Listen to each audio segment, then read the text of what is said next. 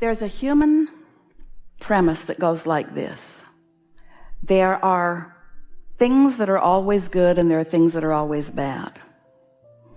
And the way the expansion of the universe happens is that there's not a pre-assigned destiny to anything.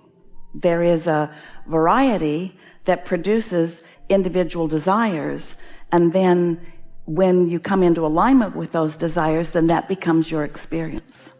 So it is certainly a possible thing that enough people could experience enough contrast with the threat of something like weapons of mass destruction, or even AK-47s, or even rifles on the 509 that are shooting the windows out of cars in Seattle.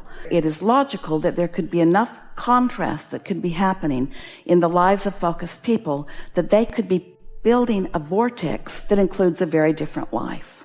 In fact, that's been going on for a long time. That's been going on for a very long time.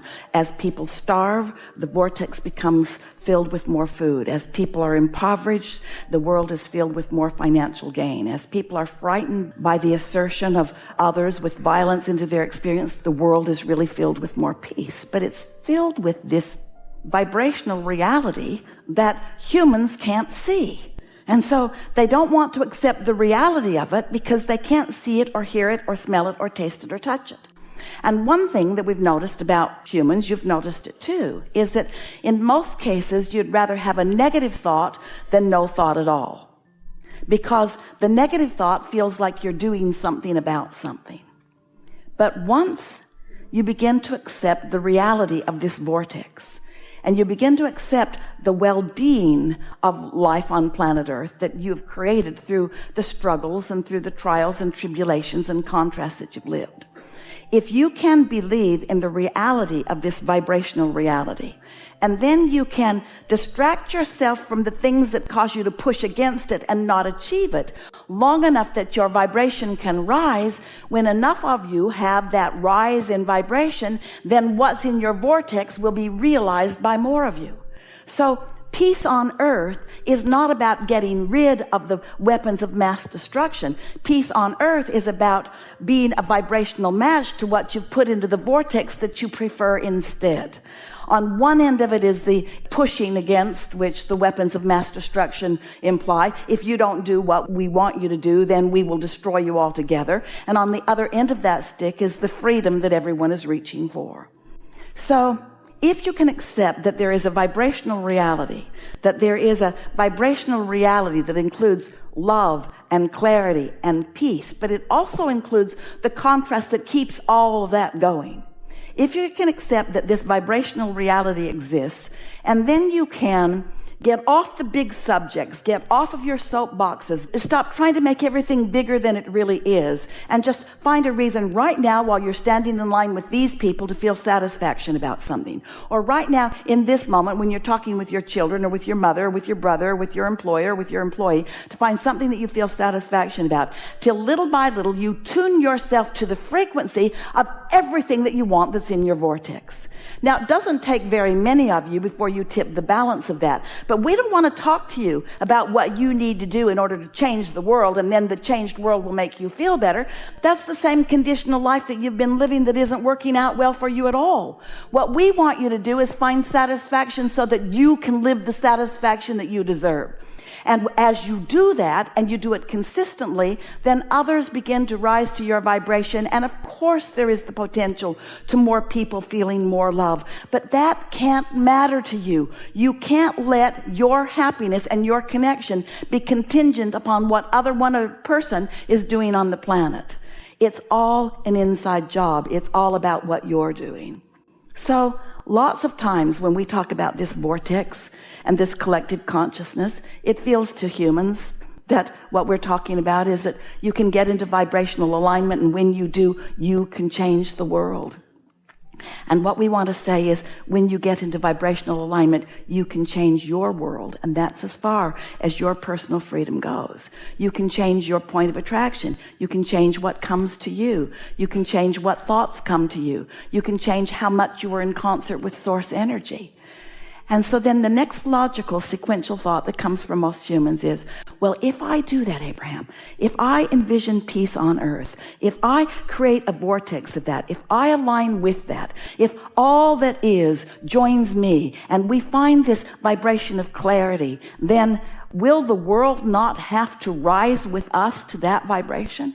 And we say, don't you think that all that is has been after that for as long as you've been around? Don't you think that source energy, that which is God, that which is love, is focused on that and only that? And with all of that is happening, still humans find ways of pinching themselves off from that. And all the weapons of mass destruction are evidence of your feeling of vulnerability. And shouldn't they be allowed to exist in a universe that feels vulnerability? In other words, if you feel vulnerability, all of the weapons of mass destruction that exist are only mutual to the vulnerability that you feel. So yes, of course, when you feel less vulnerable, when you instead know your value, then they become less mutual to you. They become less of a player to you. They rot in the ground. They become disintegrated. They become non-use. They are not reestablished. But you cannot let your sense of alignment, your sense of well-being be contingent upon what else is going on around you, or you'll just never get there. We want to say to you, and we are so pleased that such a poignant conversation came to the forefront in this gathering of such unique and important conversation. Because if there's anything that we want you to know, it's that changing the environment around you is not the path of least resistance. It's the path of greatest resistance. Changing the way you feel within is the path of least resistance. It's also the path of most alignment. It's also the path of most leverage. It's also the path of most freedom. It's also the path of happiness. It's also the way the entire universe works. So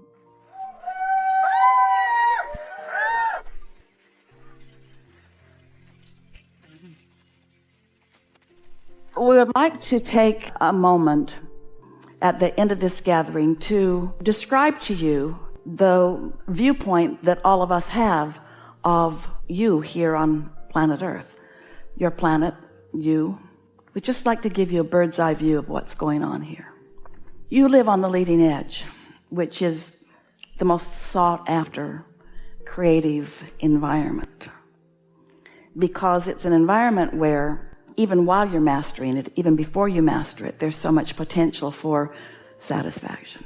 But it is the sought after creative environment because it's just logical that thoughts come to more and more creative conclusions.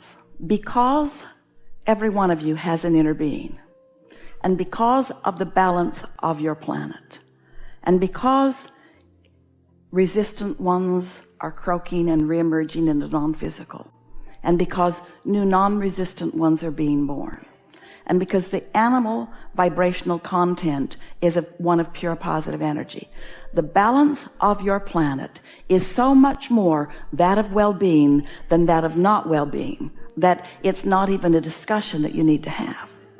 But you know, humans can take one little thing that's bothering them when there are lots of positive aspects, and they can take that one little thing that bothers them and they can use that as their reason to pinch themselves off from all of this other resource. But even if you do that, even if all of you were to decide at one time, which is completely illogical, that you were going to find a reason to all pinch yourself off all at once, still the resources of non-physical that are flowing forward assure well-being on this planet in this leading edge environment of creation. It's just a sure thing. We want to say to you, you don't have anything to worry about, but the things that you find that you use to worry about are the excuses that you use to pinch yourself off from the energy that is what you're all reaching for, and then you come to the flawed conclusion because of misunderstood circumstantial evidence that things are not going well. Things have never been better, and here's why. The contrast causes you to ask. More of you are listening now than ever before. More of you are rising to the vibrational frequency. There's more joy being experienced by more humans on planet Earth today than 10 years ago, 20 years ago, certainly 100 years ago, 200 years ago. It's getting better and better. It is not getting worse and worse. So we know how easy it is for you all to, instead of getting hold of this knowledge of well-being and focusing upon the positive aspects and looking for things to be satisfied, we understand how easy it is for you to find something that's wrong and push hard against it, believing that that is your great service to the world. But it is only a service as long as it gives birth to something in the vortex, and you are all doing that no matter what. So we're not asking you to be complacent about this. We're asking you to be very focused about it. We're not asking you to say, oh, all is well and therefore I don't have to think, because you have to think yourself into satisfaction. We're just assuring you that if you don't do it, everything is not going to be destroyed. We just want you to know that the well-being is dominant, and that as you reach for feelings of satisfaction, you will make that difference. And that's much of what you've been receiving. That is the big picture in all of this. Humans think that action is required, and action is a delicious part of being alive on planet Earth. Action matters a lot. It feels really good to act.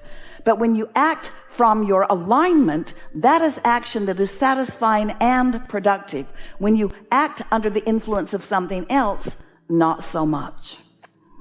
We know that words don't teach, and that these words of reassurance might not be ringing quite true to some of you who've been worried about a lot of things.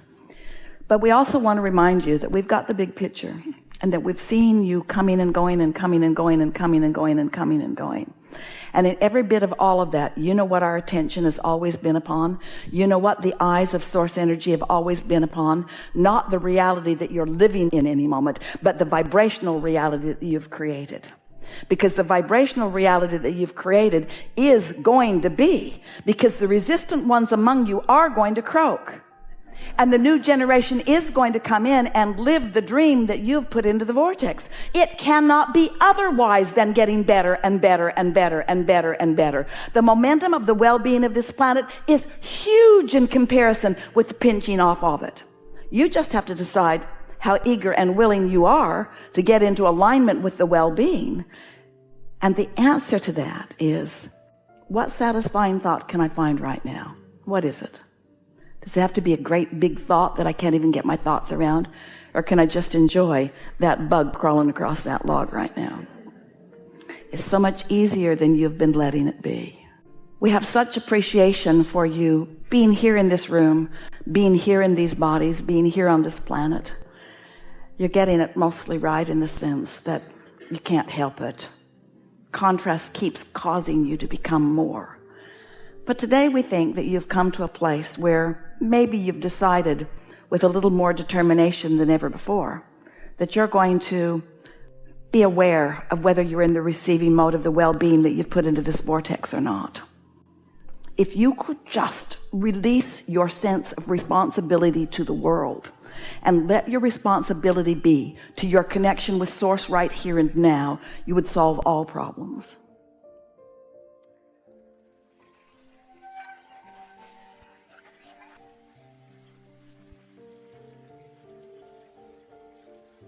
For a minute, and then you'd stir more up. And that's a good thing, because the contrast is what keeps us all moving forward. The contrast is what puts the eternalness in eternity. The contrast is what assures the wholeness and the foreverness of that which we are. There is great love here for you. And as always, we remain stubbornly, joyously, interestedly in your vortex.